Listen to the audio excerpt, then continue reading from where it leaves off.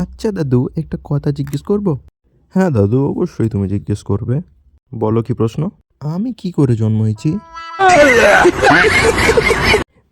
এই প্রশ্নের উত্তর তোমাকে তোমার দাদি দিবে বাছাধন আমার। তাহলে দাদি তুমি বলো। আরে তোমাকে পরী দিয়ে গেছিল বাবু। সত্যি আম্মু, আমাকে কি পরী দিয়ে গেছিল তোমার কাছে? বলো না আম্মু। হ্যাঁ, বলো না আম্মু। বাবু তুমি তোমার পাপাকে গিয়ে জিজ্ঞেস করো এসব। ওই কি হয়েছে রে পাপা? বল। আমি কিভাবে হয়েছি পাপা? সেটা অনেক ইন্টারেস্টিং এবং রোমান্টিক গল্প। প্রথম দিকে আমি তোর মাকে দেখে পছন্দ করলাম এবং আমরা বিয়ে করেছিলাম।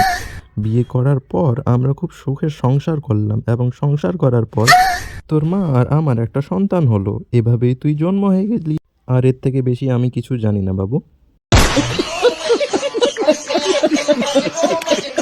ওহ, বাঁচা গেল। আমি ভাবলাম কিস করলে হয়, সেই জন্য আমি বড়ুটোকে কিস করে ফেলেছি, বাঁচে গেছি।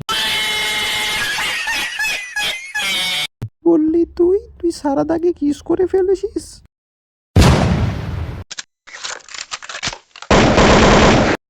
বন্ধু, একটা সুখের খবর আছে এবং একটা দুঃখের খবর আছে। বল তাহলে কোনটা কি হয়? সুখের খবর হচ্ছে বরুটো তোর মেয়েকে ভালোবাসে। কি? আর দুঃখেরটা কি তাহলে? দুঃখের বিষয় হচ্ছে যে তুই আর আমি নানু আর দাদু হতে চলেছি, আর এটাতে কোনো সময় বেঁচে নেই আর।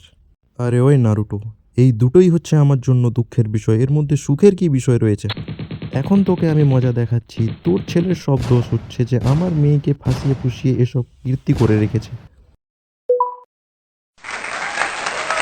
হে গাইস, ভিডিওটি ভালো লাগলে অবশ্যই ভিডিওটিকে লাইক করো। আমরা 1K সাবস্ক্রাইবার থেকে মাত্র 20টি সাবস্ক্রাইবারের দূরে আছি, তো অবশ্যই চ্যানেলটিকে সাবস্ক্রাইব করে দাও এবং বেল নোটিফিকেশন অল করে দাও। আর হ্যাঁ, অবশ্যই একটা কমেন্ট করে জানাবে ভিডিওটি তোমাদের কেমন লেগেছে।